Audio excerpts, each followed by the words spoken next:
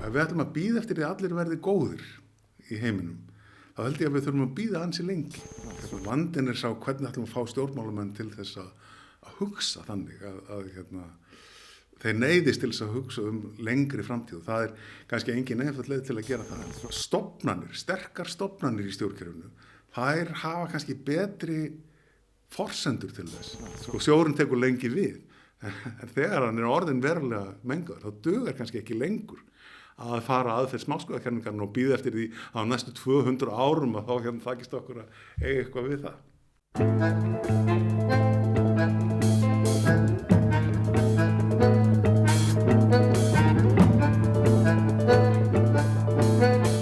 Þú ert að hlusta á Plan B, hlaðvarp loftslagsbreytingar og orkumál og ég heiti Jean-Rémy. Í þessu hlaðvarpi reynum við að rannsaka og útskýra hvað að gerast í orkumálum og umhverfismálum og hvaða áhrif munu þessar breytingar hafa á efnahag okkar og samfélög. Saga mannkyns tók ófyrirséða stefnu fyrir 200 árum þegar við fundum upp jarðefnaeldsneytið. Sú orkulind hefur reynst vera einhvers konar hvalreki sem við höfum reist nútíma samfélögin okkar á. En nú neyðumst við til að breyta stefnu, þar sem jarðefnaeldsneyti hvorki ótakmörkuð né gallalaus orkulind. Í þessum þáttum fáum við vísindamenn, sérfræðinga, stjórnmálamenn og aðra til þess að raða saman púsluspilin og reynum að komast að rót vandans. Við rýnum í framtíðina og ræðum hvernig við getum búið okkur undir hana, bæði sem samfélag og sem einstaklingar. Gestur minn í dag Gunnar Helgi Kristinsson. Gunnar Helgi prófessor í stjórnmálafræði við Háskóla Íslands og hefur skrifað ýmsar fræðigreinar og bækur stjórnmál, meðal annars elítur á Íslandi og lýðræðiskerfi. Í þessum þætti ræðum við stjórnmál og hvernig þau tengjast umhverfismálunum. Við ræðum alþjóðasamvinnu og spyrum Helga hvernig stendur á því að lýðræðinu hefur hingað til mistekist að bregðast við loftslagsvá. Lýðræði dæmt til að ýta okkur í átt að skammsýni? Eða getum við breytt stjórnkerfinu þannig að langtíma hagsmunir verði teknir með í reikningin? Getur lýðræðið lifað af í heimi án hagvaxtar? Popúlismi vandamál þegar kemur að því að leysa loftslagsvandann? Þessu og mörgu öðru reynum við að svara í þessu samtali við Gunnar Helga. Ég vona að þið hafi gaman að þessum vangaveldum. Gunnar Helgi, velkomin í þáttinn. Þú ert stjórnmálafræðingur, það frábært að fá þig hingað. Ég elska stjórnmálafræði, ég hef 1000 spurningar fyrir þig, en ég kemst ekki yfir þær allar. Veit ekki allavega kannski fyrstu 10 eða 15. Þessi þáttur snýst loftslagsbreytingar og orkumál, sem ekki þitt sérsvið, en hins vegar þetta alltaf hápólitískt mál hverju sinni. Hvað gert í þessum málum eins og í öðrum, þannig að þetta tengist náttúrulega stjórnmálunum eins og allt annað. Og ef ég á að kannski kjarna tilgang þessa hlaðvarps, þá það þessi mynd hérna sem við sjáum. Ég hef ekki sýnt þér hana áður hérna. Þetta magn koltvísýrings í andrúmsloftinu síðan 1960. Við sjáum hvernig það hefur verið að aukast jafnt og þétt þrátt fyrir allar þessar ráðstefnur sem að byrjuðu í kringum 1990 eitthvað. Og við sjáum þessi þök hérna, brotalínan svarta sem 1,5 gráða sem var markmiðið sem var sett í París sem að fara ekki yfir það eða allavega ekki yfir 2 gráður sem hinn línan fyrir ofan. Og við sjáum að við útfluga að nálgast 1,5 og ekki langt frá 2 gráðum eftir kannski 10 ára erum við búin að ná því miðað við losun eins og hún í dag, náttúrulega vonandi að það takist að draga eitthvað úr því, en það, eins og það lítur út í dag þá lítur það ekki vel út á þessari mynd sem sagt. Þannig að þá vaknar spurningin náttúrulega hvernig spila stjórnmálin inn í þessu. Lýðræði á að vera kerfi þar sem að við kjósum fólk til þess að leysa vandamál fyrir okkur, en þarna það ekki að gerast. Og ég gróf upp eina grein í gær á vefsíðu loftslagsráðs þar sem var gert könnun á afstöðu fólks til umhverfismála meðal annars til loftslagsmála og þannig að ég ætla rétt aðeins að lesa úr þessu fyrir þig að fá viðbrögð þarna stendur í þessari könnun eða í þessari grein yfirgnæfandi meirihluti eða 95% Íslendinga telur að loftslagsbreytingar séu af mannavöldum einungis 5% telja orsakirnar séu einungis náttúrulegar og nánast enginn telur að loftslagsbreytingar séu ekki að eiga sér stað. 85% telja að loftslagsbreytingar séu vandamál sem þurfi að takast á við. Íslendingar virðast bjartsýnir á að aðgerðir í loftslagsmálum muni skila góðu og rétt yfir 80% telja að aðgerðirnar muni skapa komandi kynslóðum betra líf. Þannig að þegar maður les þetta þá hugsa maður, ok, fólk til í þetta, tekur þetta alvarlega, finnst þetta vera vandamál sem þarf að leysa en samt lítið sem ekki hægt að gerast. Við getum líka skoða tölur fyrir Íslands sérstaklega að losun ekkert að menga, hérna hún aðeins að menga reyndar en það vegna þess að flugið ekki inn í þessu og ef við bætum flugið við þá losun líka aukast á Íslandi. Þannig að hvernig leysir maður þessa mótsögn að það virðist vera vilji til þess að gera eitthvað en samt ekkert að gerast? Hvernig skýrðu það sem stjórnmálafræðingur? Já, þetta er mjög þekkt vandamál í stjórnmálafræði. Það að stundum á fólk sameiginlega hagsmuni en nær ekki að haga sér í samræmi við þessa hagsmuni sína. Þetta er kallað collective action problem á ensku. Vandi sameiginlegra athafna, það það þannig að þú viðurkennir, tökum bara fiskinn í sjónum, segjum þá. Segjum að þú veist að það ofveiði og það stefnir í það að fiskurinn hverfur úr sjónum. Og þú veist að hagsmunirnir eru þá að takmarka veiðina en þú ert búin að fjárfesta í skipi og útgerð og fyrirtæki og ef þú dregur þína sókn saman þá munu hinir bara veiða meira og þannig að þú mundi aldrei sennilega, langsamlega flestir og þetta er vandamál sameiginlegra auðlinda, þú mundi ekki sjá þér hag í því að draga úr þínum veiðum vegna þess að þú heldur að auðlindin muni hvort þið þverra og það er kannski svolítið svipað með andrúmsloftið, þú velur hvort þú ætlar að nota almenningssamgöngur eða bíl eða labba eða eitthvað þvílíkt að þú heldur að þinn eigin bíll, hann mun ekki breyta neinu loftið sem þú munt anda að þér í framtíðinni eða þínir afkomendur. Þannig að þú býður eftir því að allir hinir gera það. En hinir eru allir að hugsa eins og þú og þess vegna gerist í raun og veru ekkert. Og þú getur yfirfært þetta yfir á lönd heimsins líka. Það er að segja, lönd heimsins hugsa svolítið eins og einstaklingarnir í þessu. Við getum auðvitað í einhver landi í Evrópu ákveðið að draga mjög verulega úr mengun en það myndi sennilega kosta töluvert og bitna okkar iðnaði og svo framvegis og við höldum að hinir, Brasilía og Kína og Indland og Rússland, þau munu halda áfram að menga og þetta muni einungi skila bara breyttum valdahlutföllum þess vegna í heiminum. Þannig að vandinn er svona allt frá einstaklingnum yfir í alþjóðakerfið. Það vantar aðila sem getur knúið fram einhvers konar lausn og það á vanda sameiginlegra aðgerða þá eru einhvers konar þvingun er langsamlega algengasta lausnin á því. Ef við hugsaðum okkur skattakerfi þar sem að það eru frjálsframlög í skatta, við vitum að við viljum velferðarkerfi, skólakerfi og allt það. En ef við myndum hafa þetta frjálsframlög, þú myndir sannlega flestir velja þá opsjóna að borga ekki. Þá þarftu einhverja þvingun. Það dugur ekki að bjóða upp á frjálsframlög. Og alþjóðakerfið er náttúrulega bara þannig gert að það býður ekki upp á það. Grundvallar regla alþjóðalaga er fullveldi ríkja. Og það þýðir að það er engin aðili í alþjóðakerfinu sem getur knúið fram lausn á þessu. Þannig að við þurfum að leita einhvers konar annars konar lausna. Og það er ekkert sérstaklega einfalt. Ég held að það sé einmitt stór hluti af vandamálinu að það er engin ríkisstjórn heimsins eða forseti heims sem getur bara skorið úr eins og við getum gert til dæmis í fiskveiði málum og þá er ríkisstjórn sem getur sagt þú mátt veiða þetta og ekki meira og svo framvegis.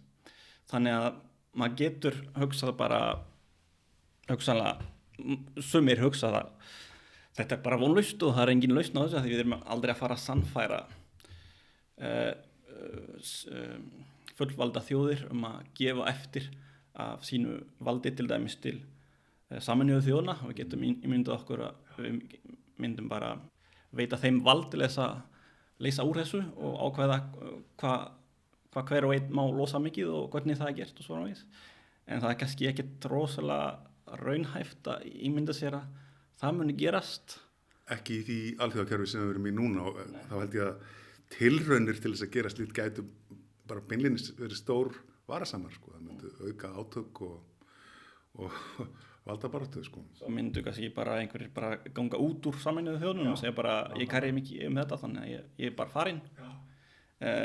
Þannig að eins og þú segir þá verður maður að hugsa einhverja aðra lausnir sem er ekki einfalt en það er franskur heimspekingur sem hét Blaise Pascal sem var með skemmtilega röksemdafærslu varðandi hvort hann ætti að trúa á Guð og hann sagði annarkvort trúi ég ekki á Guð og ef hann er ekki til þá skiptir það engu máli en ef hann er til þá fer ég til helvítis en hins vegar ef ég trúi á Guð ef hann er ekki til þá skiptir það engu máli en ef hann er til þá fer ég allavega ekki til helvítis þannig að það er í mínum hag að trúa á Guð alveg sama hvað hvort hann sé til eða ekki sem er mjög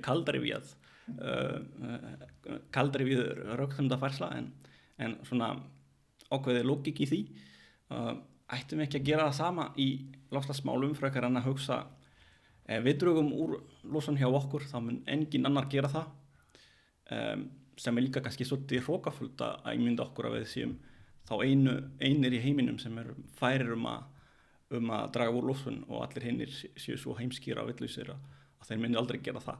Þannig að kannski eina vonin að reyna að gera þetta sjálf og vonast til þess að aðrir eldi okkur af því að alveg sama hvað maður segir þá held ég að þessi flestir í heiminum sem vilji gera eitthvað þó það sé erfitt þannig að einhverjar er að undan með gott fordæmi þá væntanlega munu einhverjir, kannski ekki allir en einhverjir fylgja eftir.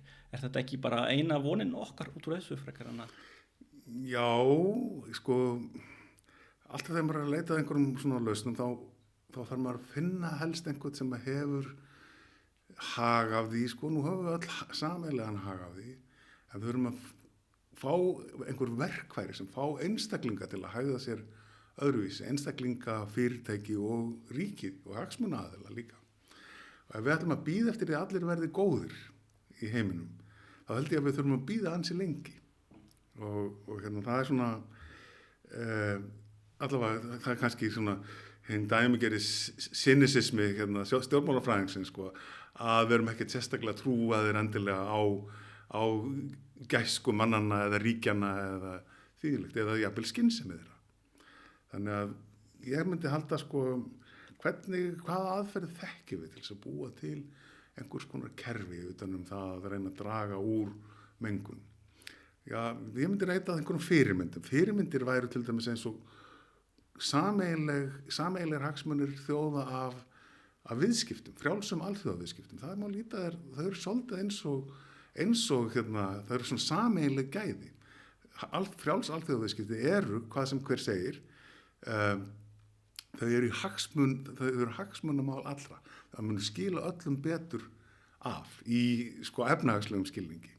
Og vandinn var alltaf sá, sko, að einstakar þjóðir hafðu tilhneigingu til þess að setja upp tollavarnir og hindra flæði hérna, til sín, til að verja sínar atvinnugreinar, en vildu fá að flytja út sínar afurðir annað.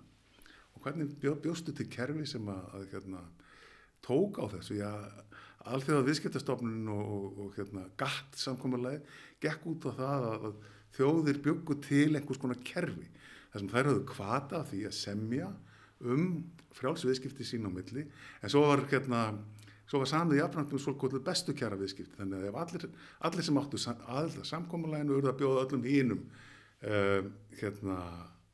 aðild að samskonar kjörum.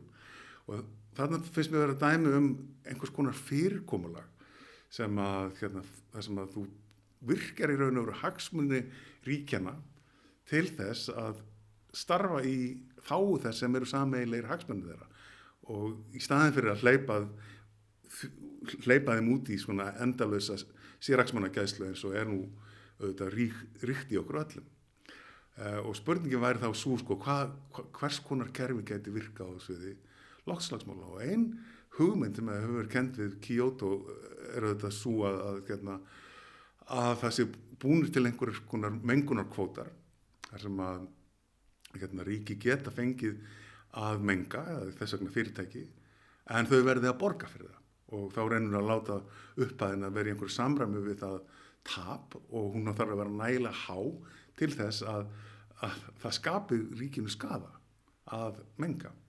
En það getur keypt kvóta, það getur verið að sum svið séu erfiðari fyrir mengunarvarnir heldur en önnur, og þau geti þess vegna, það geti þess vegna orðið til markaður með svona kvóta, þannig að ríki kaupi meiri kvóta af þessu tagi eða hinum, og þá myndur vera að reyna að ná sameiginlega eiginhagsmunum ríkjana, en jafnframt draga úr kvótunum yfir lengri tíma, í samræmi bara eins og þú værir að vernda fiskistofnana. Og á þess að það er einhver fyrir stórkostlegu, skyndilegu áfalli. Nú veit ég ekki hversu mikil árangur hefur verið að þessu Kyoto fyrirkomulagi, en hugsunin er svo af þeim toga sem ég held að sko, við þurfum að eiginlega leita að í tengslum við loftslagsmálin. Eitthvað sem að gera ekki bara ráð fyrir því allir byrja að haga sér eins og englar, heldur eitthvað sem gerir ráð fyrir því að við hnippum í þá og fáum þau til að vinna saman af því að það er í þeirra eigin þágu. Ég skil. Það hafa verið sett upp svona kvótakerfi náttúrulega bæði innan Evrópusambandsins og svo líka held ég í Bandaríkjunum að einhverju leyti. Hins vegar það kemur að því að búi til svona alveg alþjóðlega kerfi, þá rekumst við aftur í sama vandamála. Það er alþjóðastofnanir hafa engin völd til þess að neyða neitt til að fara í svona kerfi, þannig að það er alltaf lægsti samnefnarinn einhvern veginn og erfitt að fylgja einhverju eftir, og þess vegna hafa sumir ímyndað sér að þessi kvótakerfi geti virkað hins vegar á svona minni skala eins og innan Evrópusambandsins, og að svona einingar geta síðan reynda að þrýsta á aðra með því til dæmis að setja kvóta eða skatta á innflutning, þannig að mengunarskatt, þannig að ef þú vil flytja út, til dæmis ef Kína vil flytja út einhverjar iðnaðar vörur til Evrópu, þá verður það uppfylla einhverja ákveðna staðla, hvað var það losun, og þannig myndi Kína fara í einhverjar aðgerðir, ekki af góðmennskunni einni, heldur bara vegna þess að það borgar sig viðskiptalega. Þannig að er þetta eitthvað kannski sem geti hjálpað? Já, sko að því tilskildu að við værum ekki með stjórnvöld í Evrópu sem hefðu mikinn hag af því að misnota kerfið, því að öll kerfi eru náttúrulega misnotuð ef að það er hægt. Þú gæti náttúrulega verið með, segjum bara landbúnaði í Evrópu sem að vildi verjast ódýrum hveitiinnflutningi frá Rússlandi eða Úkraínu eða einhverju slíku, með því að setja tolla og myndi segja þetta er svo óhagkvæmur, þetta er svo mengandi framleiðsla þar, miklu betra hjá okkur, og þá myndu hinlöndin strax samstarfsvilji þeirra minnka. Þannig að þú voru helst að búa til einhvers konar tiltölulega sjálfstæðan aðila sem sem hefur trúverðugleika og getur úrskurðað það hvort að verið sé að fara að reglunum eða ekki. Það var alltaf það sem að Evrópusambandið gerði svolítið í viðleitni sinni til að frelsa innri markaðinn, að það bjóð til dómskerfi sem var mjög sjálfstætt frá einstökum aðildarlöndum og sannaði sjálfstæði sitt með því að fara oft gegn mjög sterkum hagsmunum og hunsa óskir framkvæmdastjórnar Evrópusambandsins og svo framvegis. Annað sem í þessu er lýðræði sjálf sem stjórnkerfi. Það hefur stundum verið gagnrýnt fyrir hvað það kalla fram ákveðna svona skammsýni, og nú var ég kannski á sama máli og Churchill þegar hann sagði hann lýðræði. Já, það væri hræðilegt stjórnkerfi en bara betur en öll önnur sem hafa verið reynd, eitthvað í þá áttina. Og ég sama máli hann en samt sem áður þá sér maður alveg að það svona ýmsir gallar við lýðræðið og einn af þeim sem hefur verið gjarnan talað er að það býr til hvata fyrir stjórnmálamenn til þess að horfa mjög stutt fram í tímann og það sem að loftslagsmálin eru í eðli sínu langtíma vandamál og langtíma verkefni þá gengur kannski illa að leysa það út af þessu og ég hérna með smá tilvitnun frá kannski einn af fyrstu stjórnmálafræðingum í Evrópu sem var franskur, Alexis de Tocqueville. Já. Og þegar ég las bók sem hann skrifaði Ameríku, hún hét Lýðræði í Ameríku, de la démocratie en Amérique, og þar sem hann fór í ferðalag til Ameríku og ferðaðist víða Bandaríkin og skrifaði síðan svona samantekta sem hann sagði frá því sem hann sá og var með svona langa veldur af hverju þetta var svona og það eitt kapli og þegar maður les þennan kapla að allavega þegar ég las hann að það fannst mér eins og hann væri bara að tala loftslagsbreytingar þó að það hafi ekki verið vandamál á þessum tíma að lesa hann fyrir því þetta í minni þýðingu þannig að hann kannski ekki fullkominn en svona gefur góða hugmynd af því sem hann tala Þegar hver og einn sífellt að reyna að bæta stöðu sína, þegar meiri háttar samkeppni opin öllum, þegar efnisleg gæði safnast á augabragði og hverfa aftur leið í ringulreið lýðræðisins, birtist fyrir mönnum vonin skjótan og auðfengin auð, miklar eignir sem safnast og tapast á svipstundu. Þessar ævarandi sveiflur örlagana gera það að verkum að nútíðin stækkar, hún skyggir á framtíðina sem hverfur í þokunni og mennirnir hugsa ekki lengra fram en til næsta dags. Ég óttast verði að viðurkenna að þeir láti sig að lokum stjórnast svo fullkomlega af huglausri ást á listisemdum augnabliksins að áhugin á ein framtíð og framtíð ákomenda þeirra hverfi og að þeir kjósi í leti sinni að elda gang örlagana fremur en að bregðast skjótt við og af alúð þegar aðstæður kalla á breytingum. Nútíðin stækkar og framtíðin hverfur í þokunni. Hann Tocqueville, hann var bæði fullur aðdáunar á lýðræðinu en leið sá hann einhverja skuggahlíða sem hann var hræddur við. Og þarna hann einmitt að vísa í þessa skammsýni sem að kannski lýðræði skapar, ég veit það ekki, en hvað finnst þér það? Er lýðræði dæmt til þess að ýta okkur í svona skammsýni eða eru einhverjar leiðir til þess að komast fram hjá þessu?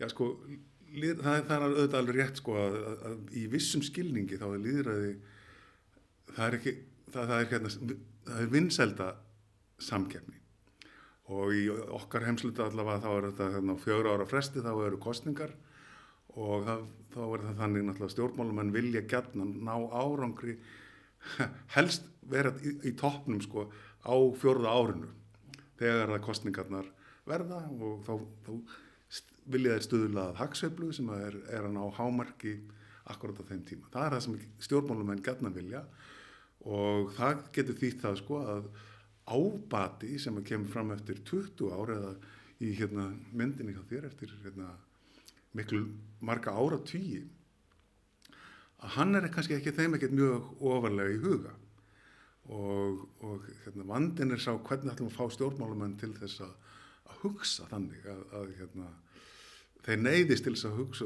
lengri framtíð og það er kannski engin einfalt leið til að gera það en sko sterkar stofnanir í stjórnkerfinu, þær hafa kannski betri forsendur til þess að hugsa til lengri tíma heldur en einstakir stjórnmálamenn.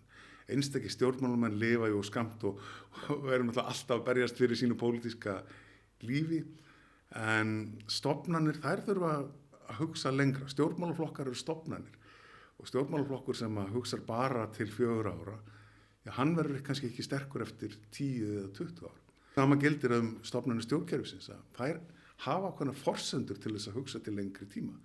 Í þeim er fagfólk og sérfræðingar sem ekki þurfa að fara í þessa vinsældakeppni og hafa kannski bara hluta til það verkefni að vera leiðinleg, að vera að segja óvelkomnar fréttir og svo framvegis okkar lýðræðiskerfi virkar sem einhvers konar togstreita á milli þessara tveggja sjónarmiða. Og annars vegar viljum við auðvitað að stjórnkerfi sé næmt fyrir því hvað fólk að hugsa og vinsældakeppni þess vegna mikilvæg, en við viljum líka að henni séu sett einhver takmörk og það hlutverk réttarríkisins og það hlutverk stofnanakerfisins og þeirra langtíma stefnumótunar sem við þó þrátt fyrir allt sjáum meðal stjórnmálaflokkana. Og auðvitað, svo náttúrulega annað í þessu, sko, að almenningur náttúrulega, hann aðili í lýðræðiskerfi og við eigum börn og fjölskyldur og nákomna sem við höldum kannski að lifi lengur heldur en við og við höfum áhyggjur af þeirra afkomu og lífskjörum í framtíðinni og þannig að okkur ekki alveg nákvæmlega sama ef það kæmi stjórnmálaflokkur og sagði sko við skulum bara menga eins og við getum næstu 20 árin því að til lengdar þá erum við öll dauð hvort þið og eins og Keynes orðaði nú einhvern tímann in the long run we should all be dead það svolítið hagfræðilega hugsun sko.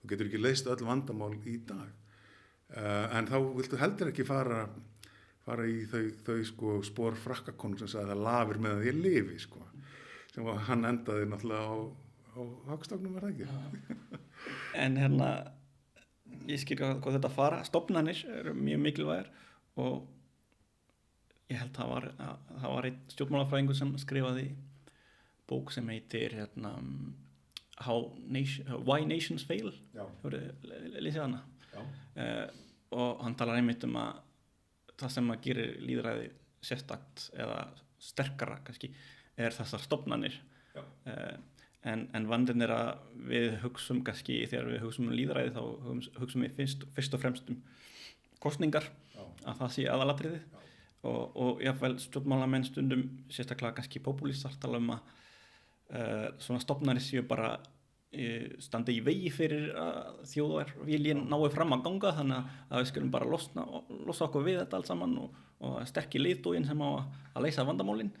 þannig að þetta svolítið vandamál ef maður allra að fá svona stofnanir til að leika stærra hlutverki þá lendir maður alltaf í þennan vegg að menn koma og segja nei, það eru við stjórnmálamenn sem eigum að ráða þessu öllu.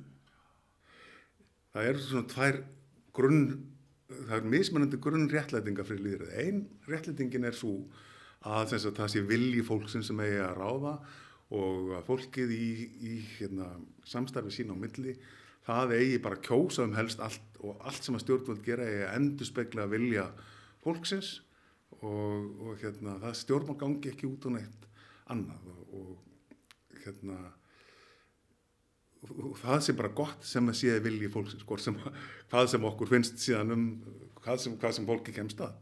Hin sýnin á lýðræði það að lýðræði sé aðferð til að stjórna og hún gengur ekkert endilega út á það á hverjum einasta tíma að gera allt sem að fólki eða meirihluta kjósenda þóknast.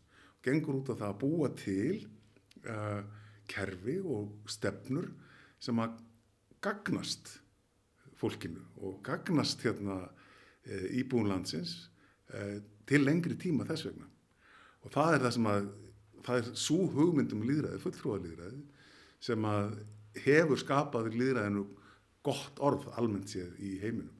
Hin hugmyndin hið beina lýðræði vissulega hefur verið rekin með ágætis árangri í Sviss til dæmis, með að vísu miklum stofnanalegum flækjum. Já, og það endar, ég hef heyrt það sagt að til dæmis í Sviss þá hafi kosningaréttur kvenna komið mjög seint vegna þess að 1970. Já, mjög seint með að vera annars þar vegna þess að það fór ekki í gegnum kosningar, menn vildu bara ekki gefa konum. Kallarnir vildu ekki veita og það þetta hættan alltaf við hreint meirihlutaræði.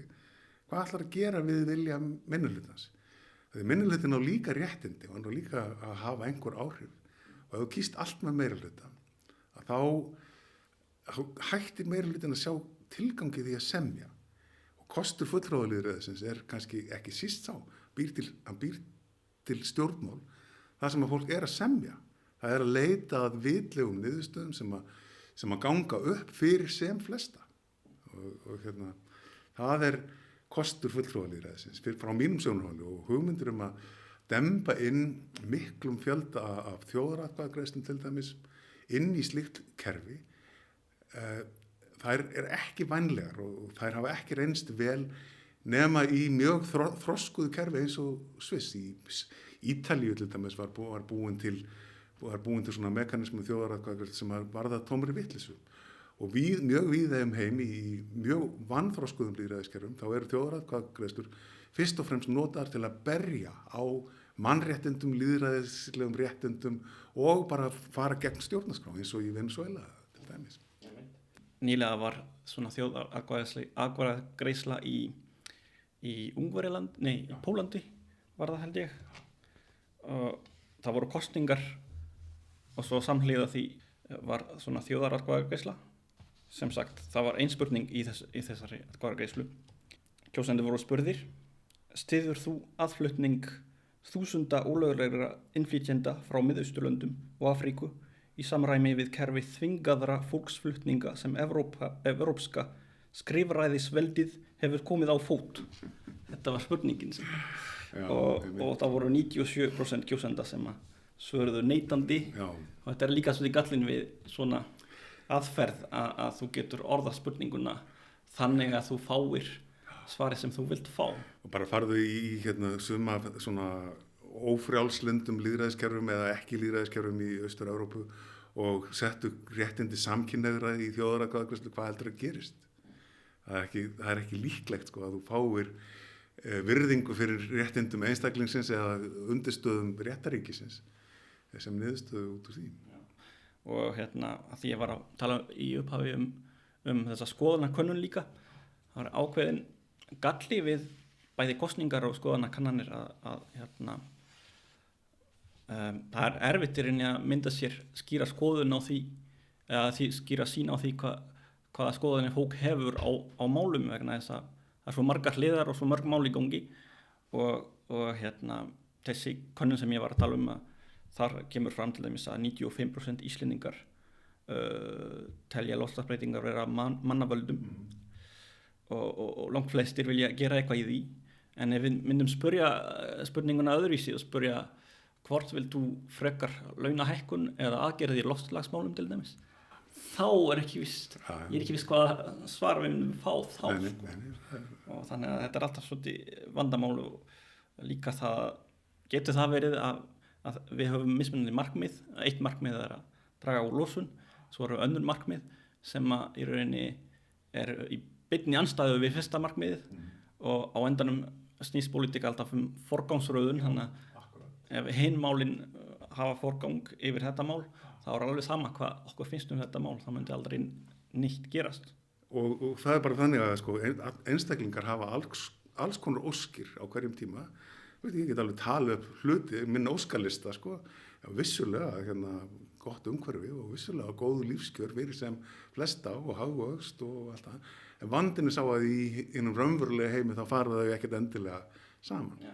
Og ég veit ekki sjálfur, ég hef ekki nægilega tæknilega þekkingu og segjum bara umhverfismálum til þess að ég geti sagt hvað sé rétta aðferðin til þess að glíma við það. Hvar þetta skerist, þannig að það sé ásættanlega niðurstaða í umhverfismálum og ásættanlega niðurstaða varðandi bara félagslega velferð fólks og efnahagslega. En nú langar mig aðeins að ræða hvernig lýðræði tengist hagvexti og efnahagsmálum. Það hafa verið gerð svona ýmsar rannsóknir sérstaklega í Bandaríkjunum á því hvað áhrif hagvöxtur hefur á lýðræðið, á niðurstöðu kosninga og svo framvegis. Og meðal annars bók sem heitir Democracy for Realists eða lýðræði fyrir raunsæja, sem við segja. Það sem að höfundarnir skoða þetta sérstaklega og það var búið til þetta flottu myndina sem sýnir niðurstöðu kosninga í þessari ás er hversu mörg prósent stjórnvöldur eru að fá fyrir ofan 50% sem sagt. Það er að segja forsetin sem sitjandi forseti, hversu mikið hann fær í kosningum, hvort það er yfir 50% eða undir og svo niðri er hvernig ráðstöfunartekjur hafa verið að þróast síðustu 6 mánuði fyrir kosningar svona í grófum dráttum þá sér maður að þegar þessar tekjur eru að vaksa rétt fyrir kosningar þá líður öllum vel og þá er mjög líklegt að forsetinn sé kjörinn aftur og svo öfugt ef að það gengur illa þá eins og þeir kalla það þessir höfundar þessi að kjósendur sparka í hundin svolítið eins og þegar við erfiðan dag í vinnunni komum heim og hundurinn er þarna og situr og það bara við spörkum í hann til þess að fá útrás frekar en að því að hann beri ábyrgð á því sem í gangi. Þetta hefur kannski ekki verið skoðað sérstaklega á Íslandi, þetta samband? Ekki þanniglega séð. Allavega hefum við ekki fengið svona skýra niðurstöður sko, eins og í Bandaríkjunum. Bandaríkjunum merktu náttúrulega með 2 flokka kerfi sko, og það eru 2 frambjóðendur og þetta er auðveldara í framkvæmd þar heldur en hér. Það er flókið að reikna þetta út í kerfi það sem eru margir flokkar. En að því við vorum að tala með þetta síðast á hvað ég að gera svona mjög óformlega athugun á þessu. Þetta er ekki rítrínt eða neitt þannig, en þetta er svona sýnir rauðusúlurnar. Það er hagvöxturinn síðustu 4 árin, sem sagt á kjörtímabilinu cirka, hvernig hann hefur verið, og svo bláa línan sýnir hvort að sitjandi ríkisstjórn fær 50% atkvæða eða meira, eða ekki, hvort hún er kursin aftur eða ekki. Og það er ekki alveg svona beint samband en maður sér samt svona gróflega að bláa línan fer niður þegar rauðusúlurnar fara niður og öfugt. Svo náttúrulega eru undantekningar eins og 2016 þá voru Panama-skjölin, þannig að það var töluverið hagvöxtur, en svona stór hneykslismál geta náttúrulega haft áhrif, það er alveg ljóst. Og það bæti sko að svona tiltrú kjósandi eftir hrunið, það er svona styttri þráðurinn í þeim, þeir eru fljótir að missa trú á stjórnvöldum. Og svo hinn kannski undantekningin er þegar COVID var, þá var samdráttur, en það var svona frekar augljóst hjá öllum að það var ekki stjórnvöldum að kenna, það var bara einhver faraldur í gangi, þannig að það er kannski svona ákveðin undantekning frá þessu, en svona maður sér samt að svona ákveðin tilhneiging til þess að refsa þegar illa gengur og öfugt, og þá getur einhver sagt en þetta sýnir að lýðræði virkar mjög vel, að því að ef hlutverk stjórnmálamanna á að vera að búa til hagvöxt þá ættum við að umbuna þeim þegar vel gengur og öfugt. En þá eru 2 vandamál í þessu, annars vegar að við veitum ekki alltaf hvort það sé stjórnvöldum að þakka eða kenna hvernig gengur. Það er svo margt sem spilar inn í alþjóðleg mál. Það kom kreppa hérna 2008, það var ekki bara á Íslandi, það var allan heim, þannig að hversu mikið á ábyrgð stjórnvalda var það var svona flókið að svara því. Þannig að og svo öfugt þegar vel gengur, það var tímabil hérna milli 1995 kannski og fram til hrunsins, þar sem að sömu 2 flokkar voru við völd allan tíman, var það ekki? Mest allan tíman, já. 16 ára eða eitthvað svoleiðis. Já. Og það var tímabil frekar mikils hagvaxtar. Þannig að þetta voru sömu flokkarnir samt, en þannig að þegar þeim gengur vel þá fá þau að vera áfram og svo öfugt, en samt er það alltaf sömu flokkarnir.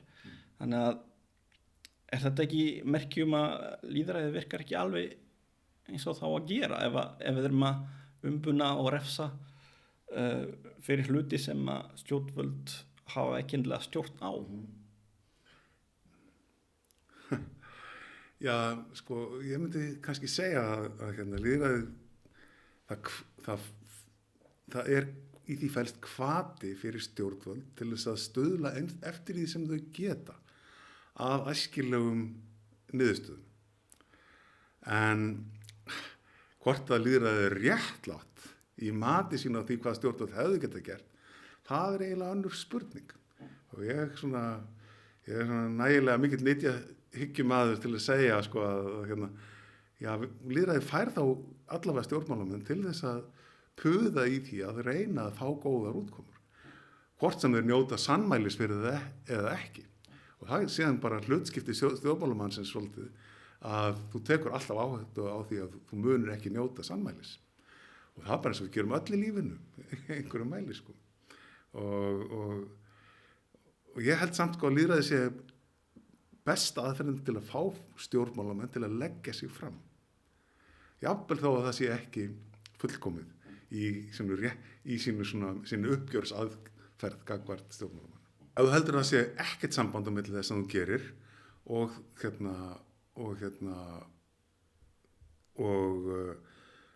útkomunar, þá náttúrulega, þá færðu sko stjórnmálamenn sem að hafa engar áhyggjur af kosningum, af því að þeir geta ráðið hvernig kosningar fara og þeir bara munu safna sér fé úr sjóðum almennings og flytja það til einhverja skattaparadísa og svo framvegis. Já, það veitir alltaf ákveðið aðhald, sem sagt. Já.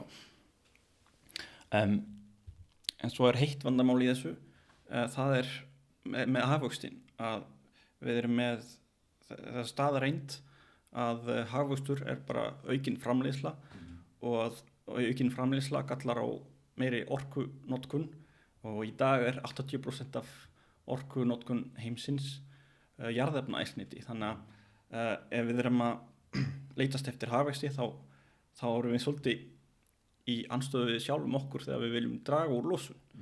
Og ef að lýðræðið kerfi sem býr til hvata fyrir stjórnvöld til að ná einhverjum hagvexti, þá erum við í rauninni með hvatakerfi fyrir aukna losun.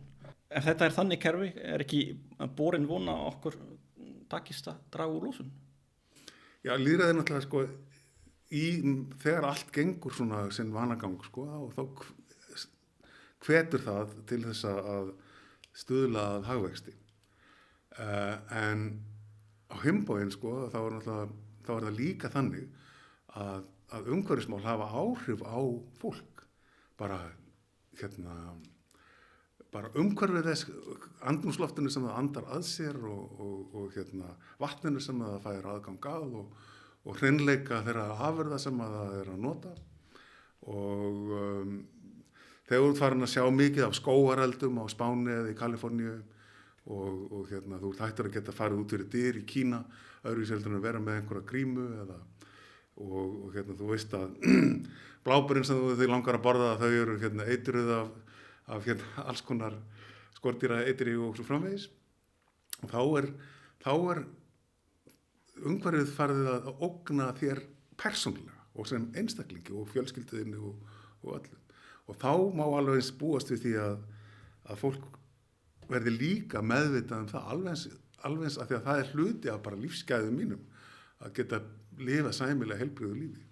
Og þetta er svona togstreita sem að Þú ert að segja rauninni að þetta getur snúist við ef allt í einu kjósendur telja að hagvöxtur sé ekki lengur forgangur, að þá getur lýðræðið snúist við og farið einhverja aðra átt. Þetta að meina það? Já, ég meina ef fólk upplifir það þannig að umhverfisspjöllin séu hún svo mikil að þau ógni tilvist eða lífsskilyrðum, að þá væntanlega getur það líka notað atkvæði sín í þá þeirra sjónarmiða. Ok, en þá annað vandamál sem að stjórnmálamenn standa frammi fyrir og kannski ástæðan fyrir því að þeir eru svo gjarnir í að reyna að búa til hagvöxt, að hagvöxtur býr til fleiri skattekjur, meiri skattekjur og það auðveldara að stjórna þegar þú hefur mikið á milli handanna til að þóknast öllum og það stundum gagnrýnt í sumum löndum það sem kannski ekki sérstaklega gott lýðræðiskerfi að þar sé fyrirgreiðslu pólitík en má ekki segja í rauninni að lýðræði snýst fyrirgreiðslu pólitík vegna þess að þú ert alltaf að bjóða einhverjum skattalækkun eða hærri bætur eða þú ert alltaf að bjóða einhverjum peningum og ef að skattekjur fara lækkandi þá er erfitt að gera það.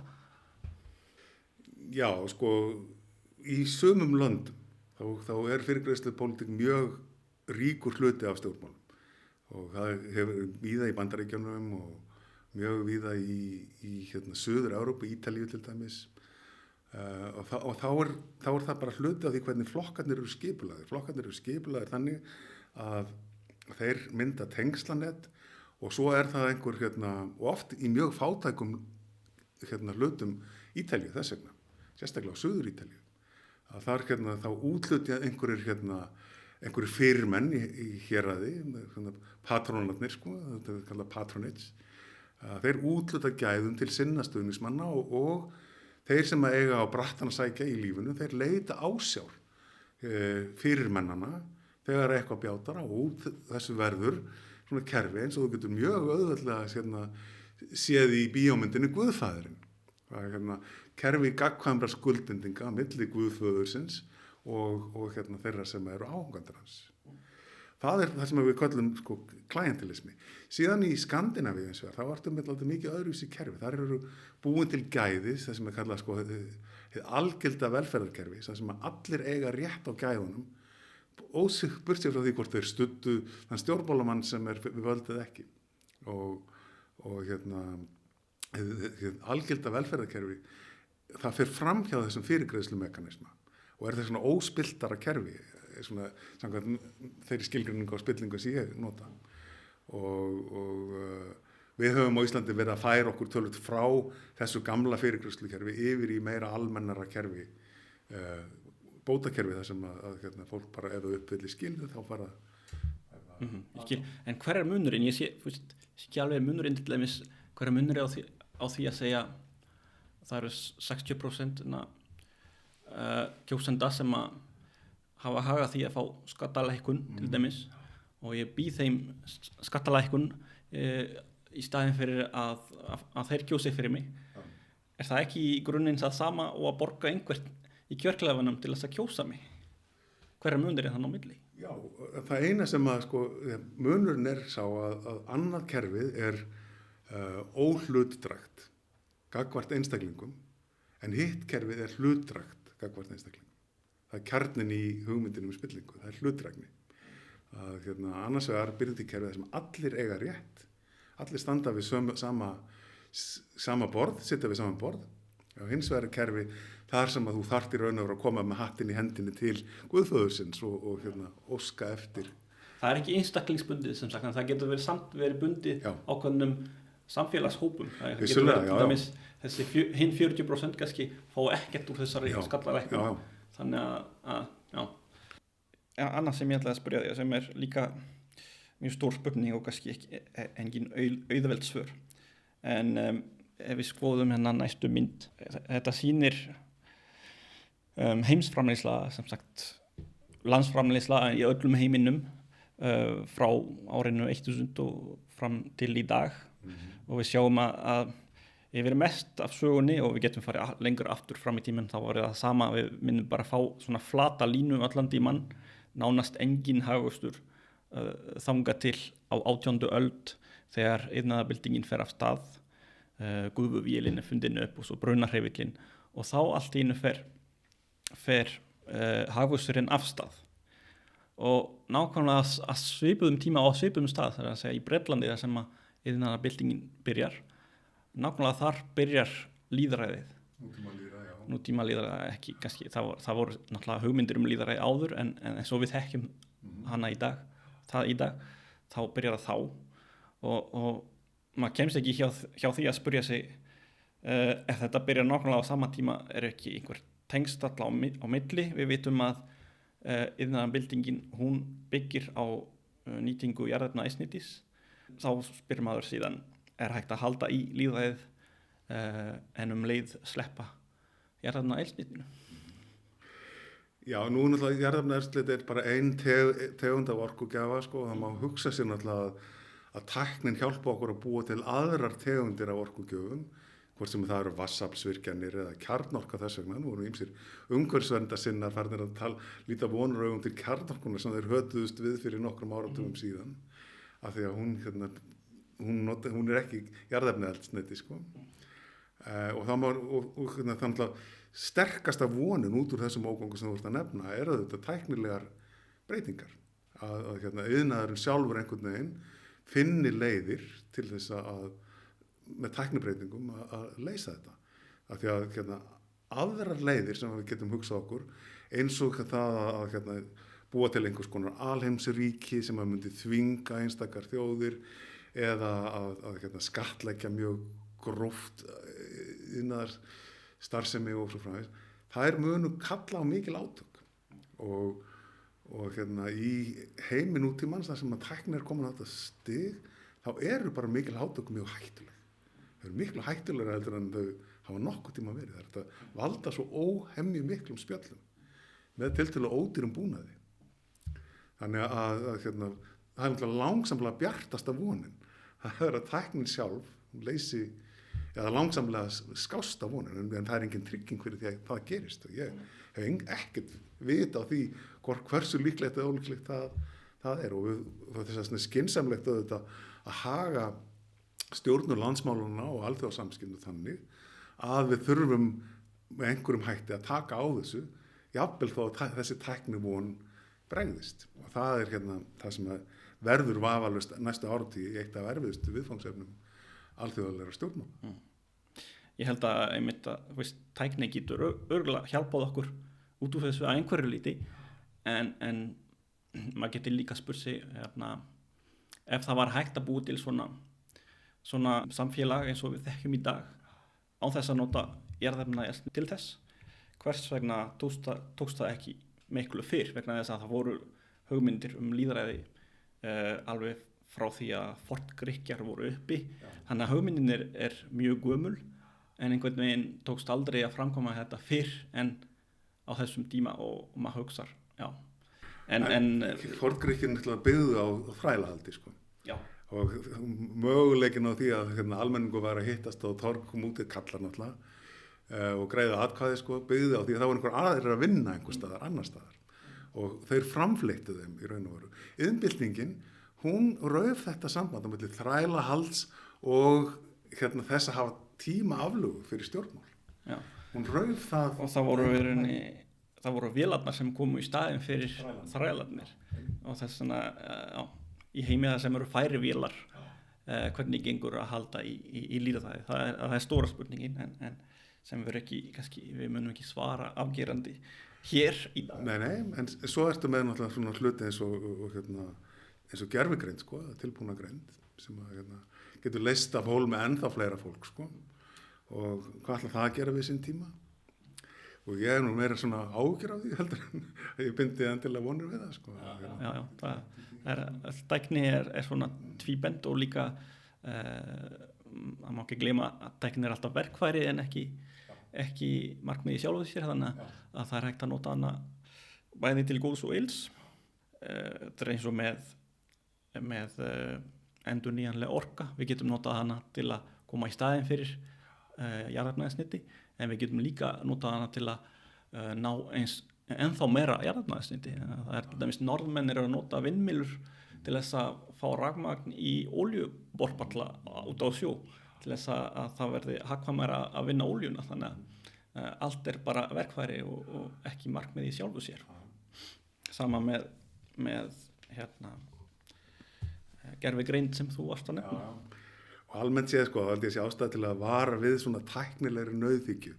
Tæknin er auðvitað eitthvað sem hefur skipt máli í framþróun heimsins, en tæknin ein sér leysir aldrei neitt. Það er alltaf stofnanakerfið, valdakerfið og hagsmunirnir sem eru í kringum tæknina hafa hann á valdi sínu sem að skipta megi máli. Það er alltaf spurning markmið. Þú kendi mér á námskeiði sem ég sótti hjá þér. Já. Það varst að kenna mér aðeins kenningar, meðal annars smáskrefa kenningin. Já. Sem er eitthvað sem er gjarnan notað í lýðræði. Getur það sagt aðeins frá því hvernig hún virkar? Já, smáskrefa kenningin má segja, sko, hún spáir því að minni breytingar er alltaf líklegri heldur en meiri breytingar. Og það er vegna þess að í heimi þar sem við vitum ákaflega lítið, við leitum hvaða afleiðingar það hefur sem við gerum, þá höfum við tilhneigingu til að fara varlega. Og ef við gerum það ekki, þá leiðir það oftast til stórra mistaka. Þannig að helsti höfundur þessar kenningar, Charles Lindblom, hann mælir yfirleitt með því að reyna að búa til valddreifð kerfi þar sem að margir aðilar koma við sögu ákvarðana og það er engin sterkur miðstýringarpóll sem að ræður öllum. En þetta þýðir auðvitað það, og þetta er að mörguleyti mjög raunsæ hugmynd það hvernig stefnumótun fer fram. Þú hugsa bara það hvernig fjárlög verða til á Íslandi og í eiginlega öllum öðrum löndum, að það sem gerist að þú tekur fram fjárlög síðasta árs og þú hreyfir aðeins til fjárhæðirnar. Það í meginatriðum aðferðafræði og það rétt aðferðafræði að því þú ætlar að hugsa fjárlög upp frá grunni. Þá myndi það kosta alveg gríðarlega analýsu sem enginn hefur í raun og veru á færi sínu að framkoma. Þannig að það skynsamlegt í heimi vanþekkingarinnar, segir Lindblom, að fara varlega, fara allir með gátt og taka lítil skref. Þú tekur ekki á rás þar sem að þú ert að hlaupa í myrkri. Þú tekur lítil skref og þreifar þig áfram. Og þannig að áhugandur þessara kenningar segja að minni breytingar eru líklegri heldur en meiri breytingar og það af hennu góða. Þannig forðust við stórslys.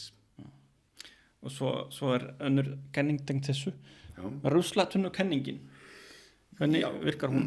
Já, sko, það er ákveðin hópur höfunda sem er ekki sáttur við þessa lýsingu smáskráfakenningarinnar á því hvernig stefnumótun fer fram. Þau segja í raun og veru að það verða oft stærri breytingar heldur en smáskráfakenningin getur útskýrt. Og að þegar stundum gerist eitthvað sem skapar einhvers konar ójafnvægi sem að gerir nýja stefnu og nýtt jafnvægisástand mögulegt. Við getum hugsað bara fiskveiðistjórnunarkerfið að við vorum áður með kerfi það sem var frjáls sókn í auðlindina og svo seinna kerfi sem var kallað skrapdagakerfið sem hvatti til offjárfestingar í sjávarútvegi og svo verður til kvótakerfið sem er nýtt jafnvægisástand og það tölur mikil breyting frá frjálsri sókn í auðlindina. Og stundum gerast svoleiðis hlutir. Ísland gekk í NATO á sínum tíma sem var gríðarlega mikil breyting í utanríkisstefnu Íslendinga og svo framvegis. Stundum verða meiri breytingar heldur en sjálf smáskráfakenningin getur sko útskýrt. Og spurningin er svo hvernig gerist það. Og módelið sem sem er kallað ruslatunnu-kenningin sko, er það að opinber stefnumótun er svolítið eins og ruslatunna. Í ruslatunni eru alls konar hlutir á ferðinni. Það eru lausnir í leit að vandamálum, það eru vandamál í leit að ákvarðanatækifærum og það eru í leit að ákvarðanum og svo framvegis.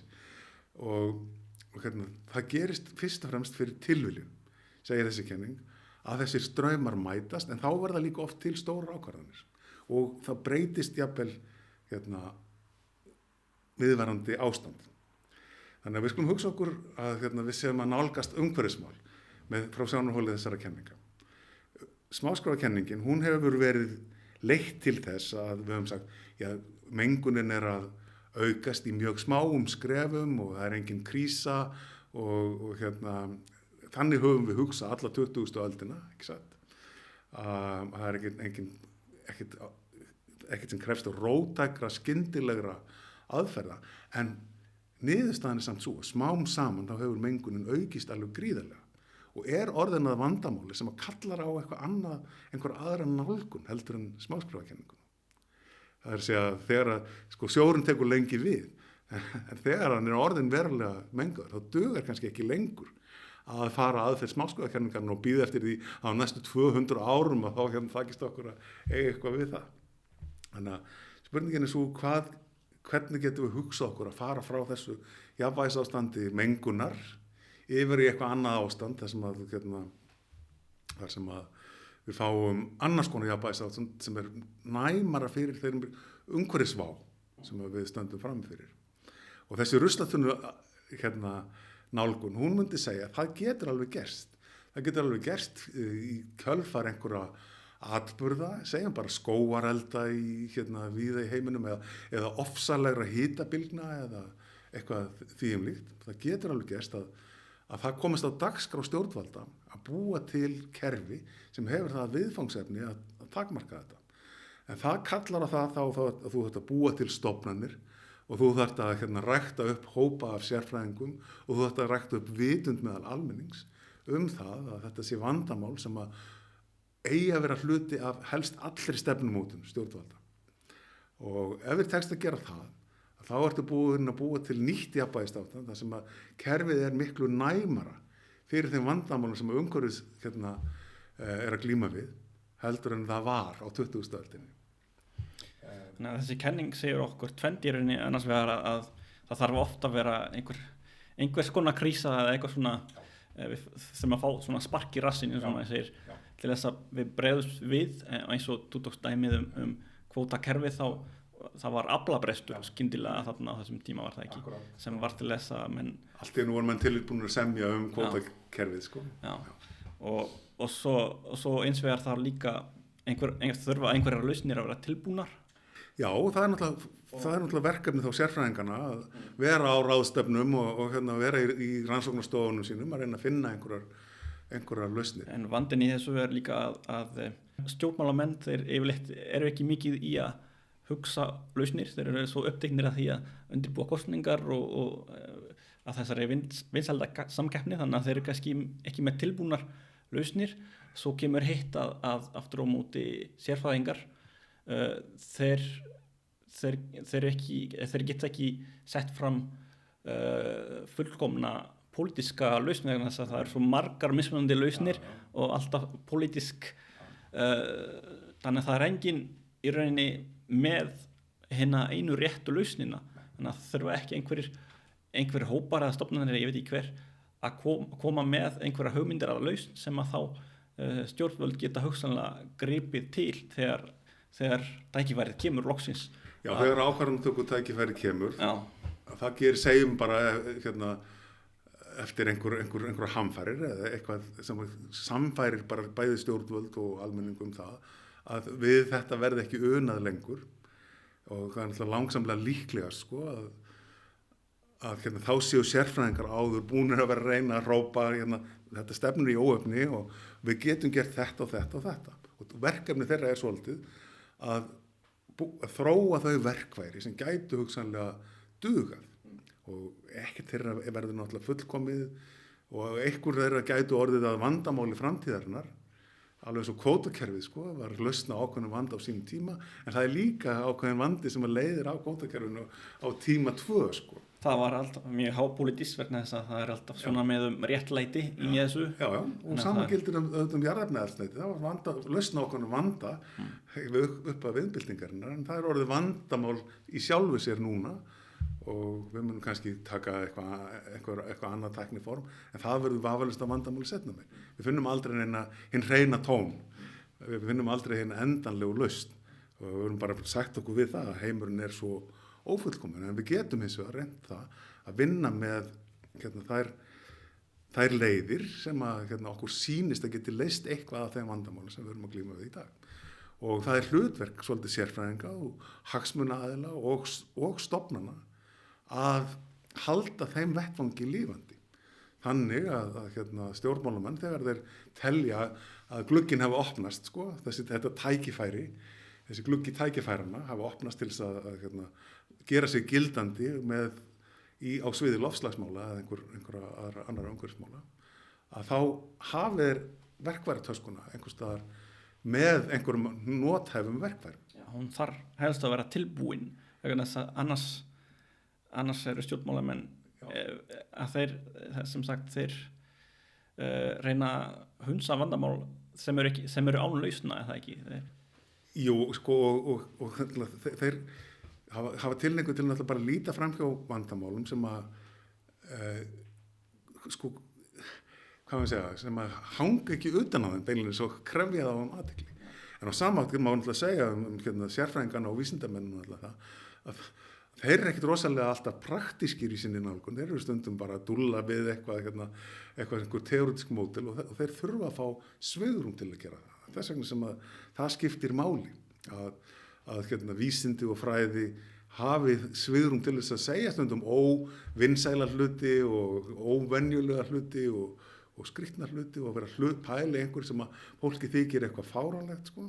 Getur verið að það vandi þriðji aðilinn í þessari jöfnu að ef að lausnirnar sem eru á borðinu eru bara frá sérfræðingum, þá er hætta á því að almenningur samþykki það er ekki einfaldlega, þannig að stjórnmálamaðurinn er ekki að fara að taka upp svona lausnir sem að allir eru á móti. Þannig að þarf ekki að vera þannig að það sé búið að eiga sér samtal lausnir þar sem að almenningur er nokkurn veginn búinn að sammælast hvaða leið menn vilja fara. Já, það má vera, en ég held að sko, það geti gert á marga vegu. En það er náttúrulega líklegast sko, að stjórnmálamenn séu, ef þeir vilja gera sér mat úr umhverfismálum í kosningum, að þá munu þeir gera það þegar markaðurinn er tilbúin fyrir þá laust. Þannig að almenningur er alltaf hluti af þeirri jöfnu.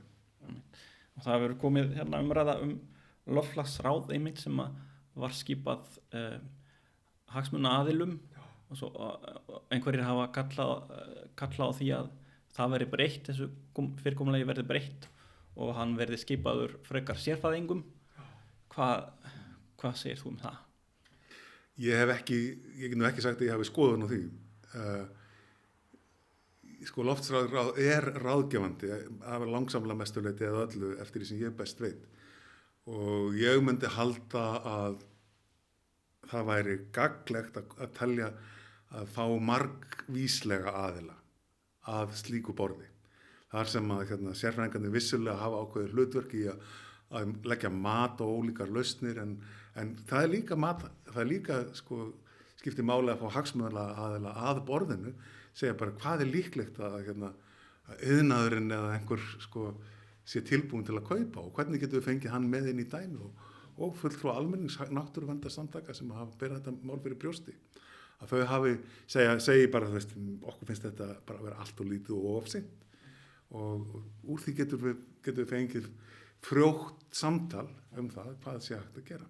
Því það er lítið gagn í því að leggja fram einhverjar tillögur sem að allir á móti. Sko. Það er gagnslaust sko. Það er bara að þú getur setið heima, alveg setið heima.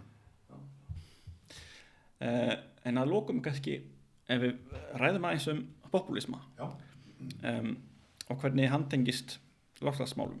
Við hefum aðeins rætt það áðan varðandi stofnanir og hvernig popúlistar vilja gjarnan losa sig við stofnanir og stjórna beint einhvern veginn.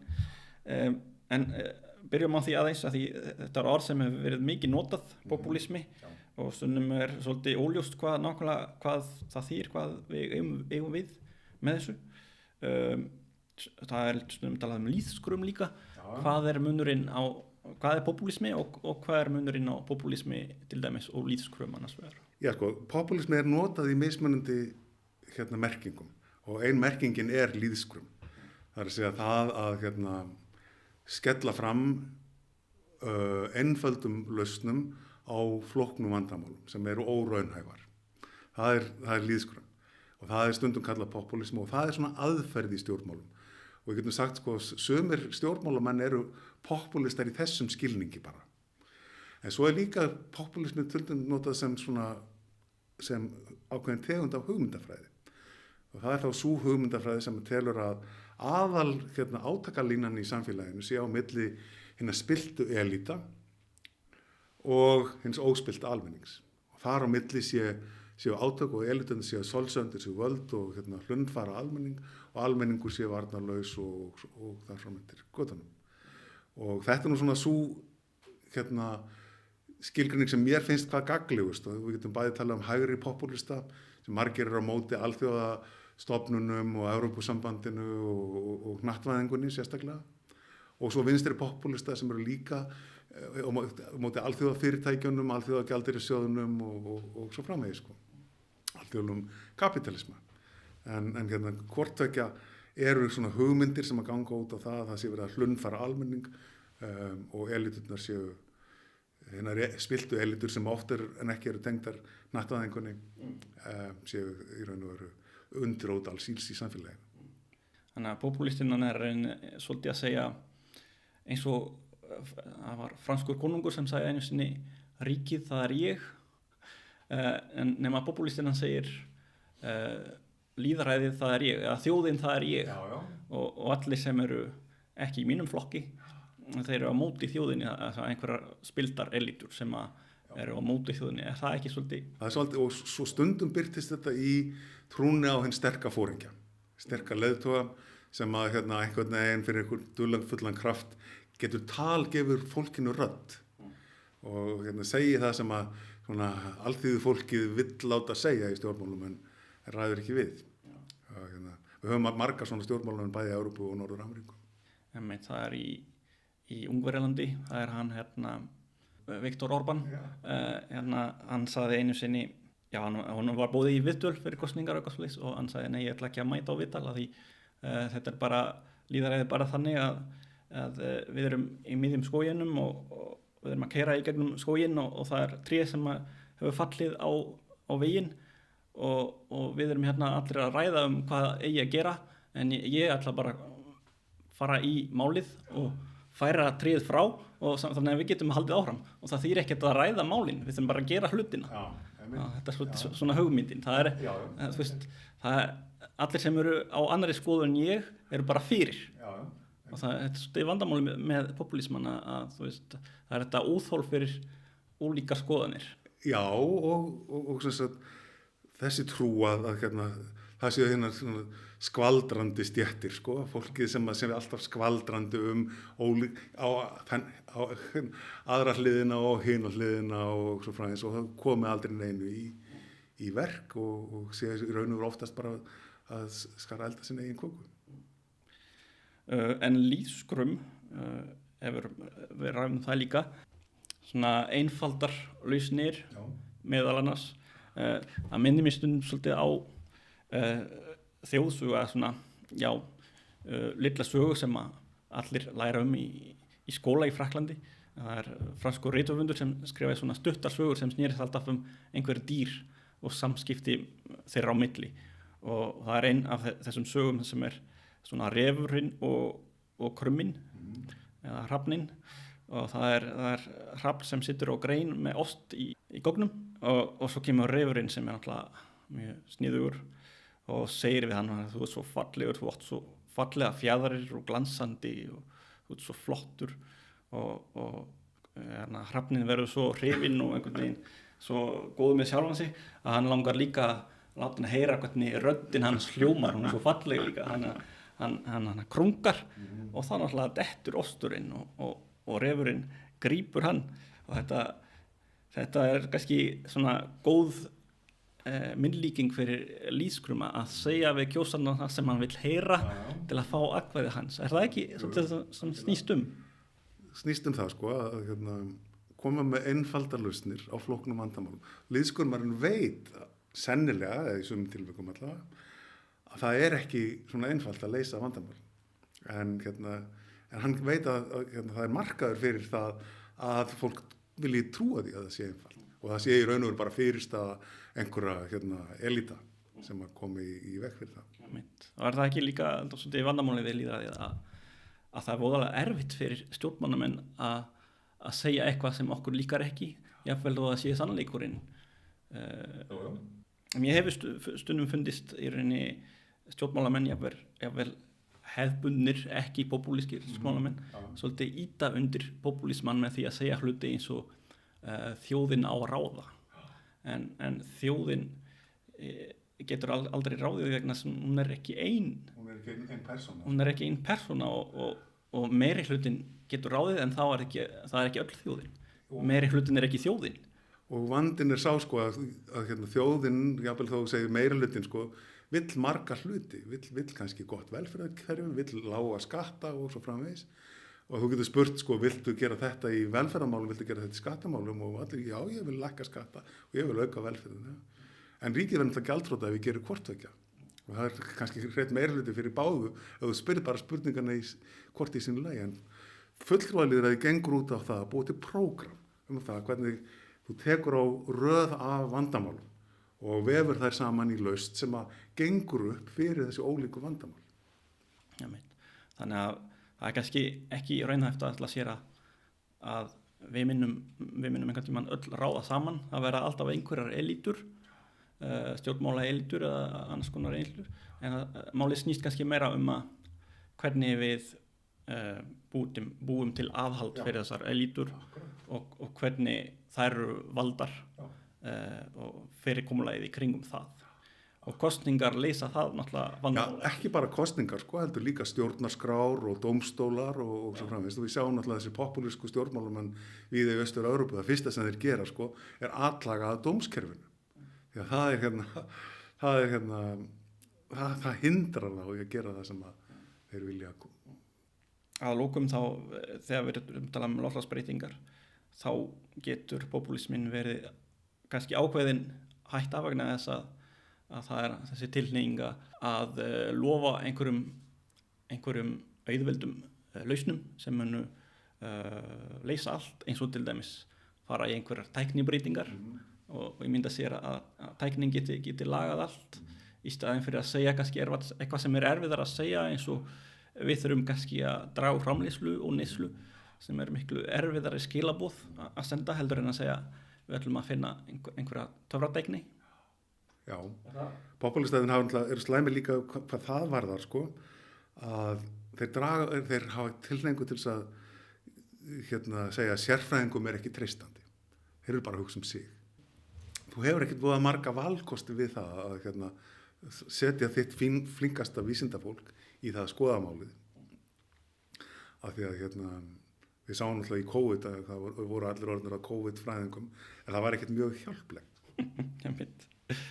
En að lokum, í þessu hlaðvarpi þá reynum við meðal annars að svara spurningunni hvers vegna okkur hefur gengið svona illa að draga úr losun hingað til.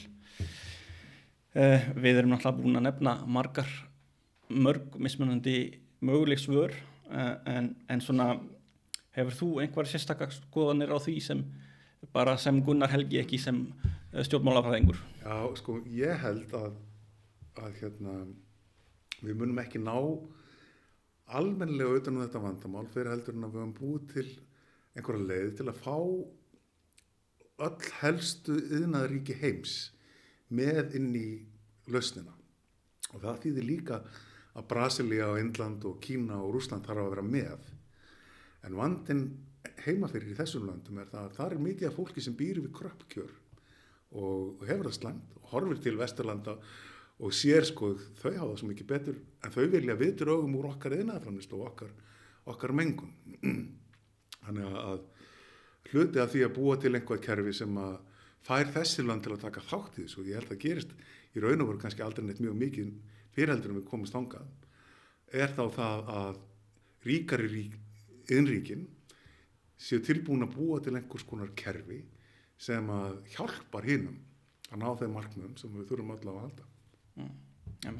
Ég skil þetta sjónarmið, ég sjálfur svolítið frekar svartsýnn á það dagist vegna þess að við höfum þessa reynslu á þessum COP-ráðstefnum og við sjáum að svona alþjóðasamningar eru rosalega erfiðir, en ég skil hvað þú átt við, en mín von liggur frekar í því að eins og ég sagði að allavega einhver þjóð eða einhver lítill hópu þjóða tekst að byrja eitthvað sem að lítur út eins og lausn, að aðrir önnur ríki geta annars vegar að reynda að herma eftir og svo hins vegar er líka hægt að beita einhverjum þrýstingi með einhverjum tollum og kvótum og eitthvað svo leiðis, þannig að hinn er eldi, en maður veit aldrei hvort það tekst, en eins og ég segi, ég held að sé bara eins og veðmál Pascals að þetta reyna vonin, þannig að maður verður bara að trúa á henni. Síðasta spurning, Gunnar Helgi, getur þú nefnt eitthvað sem að fáir hafa heyrt en að allir ættu að vita? Nei. Nei, þessi mál? Nei, ekki endilega þessi mál, það getur verið hvað sem er, sko. Fáir hafa heyrt og allir ættu að vita. Það var óvænt. Nei, eina sem ég held, sko, að allir ættu að vita er hvað þeir vita lítið. Þetta var mjög gott svar. Þetta er örugglega besta svarið sem ég fæ nokkurn tímann.